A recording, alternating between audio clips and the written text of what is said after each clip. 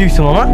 ওরে ওরে তোর বউ গতকাল রাইতে সলমান খানের ছেলেকে বিয়ে করে পালাচ্ছে। আস্তাগফিরুল্লাহ। আল্লাহ আল্লাহ আল্লাহ, এসব কি শুনতাছি? এই গফুরাই, তুই এসব কি কইতাছস? হ্যাঁ, আমার বেটার বউ আরেকজন বিয়ে করছে মানে? কারে বিয়ে করছে? ওই যে সলমান খানের দ্বিতীয় স্ত্রীর প্রথম ছেলেকে বিয়ে করে পালাইছে। না, না, মামা। আমি এটা বিশ্বাস করি না।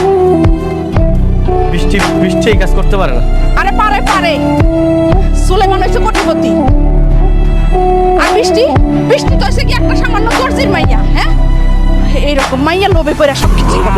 না না না, তুমি থামো, তুমি বুঝতে পারতেছো না এখানে অন্য কোনো কাহিনী আছে।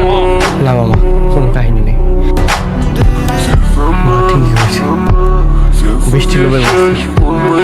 বড় দালান বাড়ি গাড়ি এগুলো দেখে লোভ সামলাতে পারে না। এগুলি ভাই না, বৃষ্টির মধ্যে লোভ আছে। আমি ঠিক হয়েছি মামা। চোখে দাড়ি পাল্লে আসলে কাউরে পরিমাপ করা যায় না। আমারে বৃষ্টি বিয়ে করে কই আছে? এই গরিব বাড়িতে একটা বস্তিতে আছে। খান সাহেবের পুত্রবধূ হইলে কই থাকবে?